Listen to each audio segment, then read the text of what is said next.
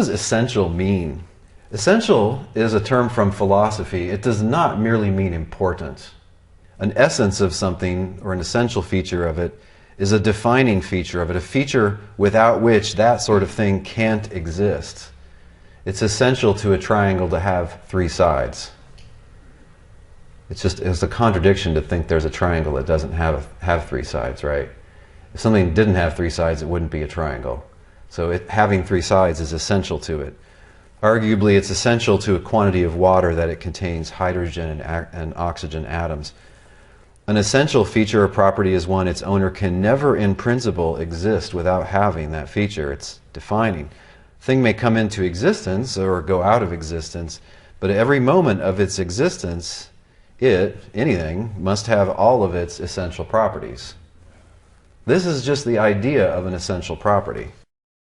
Thus, if some doctrine D, is essential to Christianity, then no one is a Christian unless he believes that doctrine. And as long as there's been any Christian community, it has taught that essential doctrine. Otherwise, it wouldn't be a Christian community. Christianity, a system of belief, the true theology, contains as its core, as a defining part, this doctrine, if indeed it's an essential doctrine. And any group that has ceased to teach that doctrine or taught against that doctrine would be at best defectively Christian, if not pseudo-Christian. Okay, so essential means that the thing can't exist without it.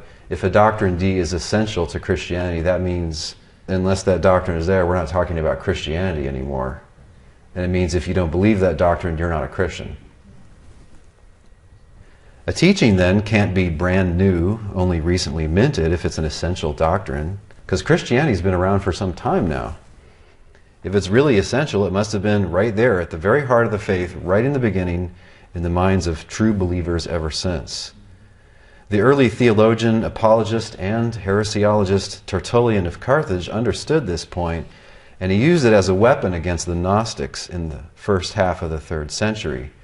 Their teachings, he argued, were newly minted, but mainstream Christian teachings have been taught since the apostles, since there have been Christians, which is shortly after Jesus' resurrection.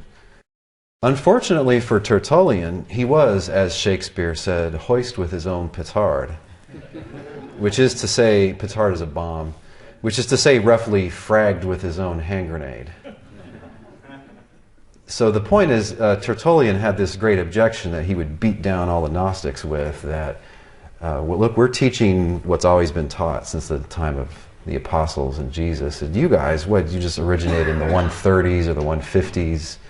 That just shows you're just a different group. You're not part of us. The problem is that many of the things that Tertullian himself taught are demonstrably not from the earlier generation. Some of the things he says about God's substance and the Son being a prolation, an emanation that's a portion of God's substance, and all this theoretical stuff. So, the objection that he beats down the Gnostics with actually, drops right at his feet and then explodes.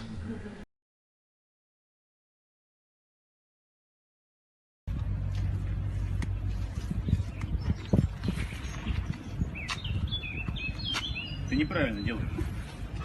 Если пытаешься боковую дельту делать, то разводи в стороны. А если переднюю, то вперед. Давай покажу. Все. Зафиксировал резину ногой. В стороны. Сюда, вперед, сюда. И раз.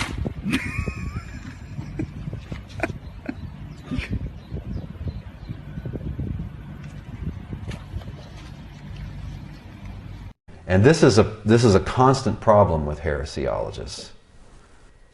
So the same point applies to Catholic or Protestant apologists today, who argue that the Trinity or the two natures of Christ are essential doctrines.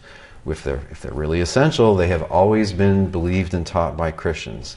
This is demonstrably not so.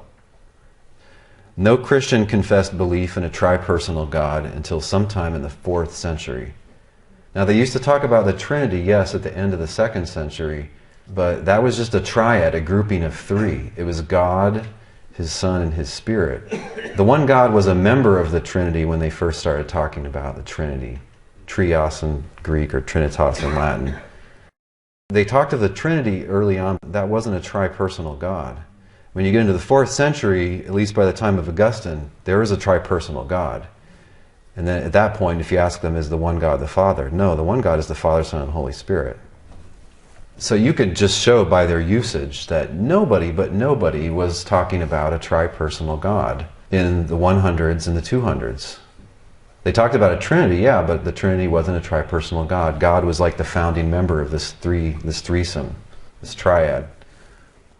No Christian confessed the two natures of Christ in its official required form until the Council of Chalcedon in 451, although clashing speculations about Christ being divine and human did begin in the 2nd Christian century.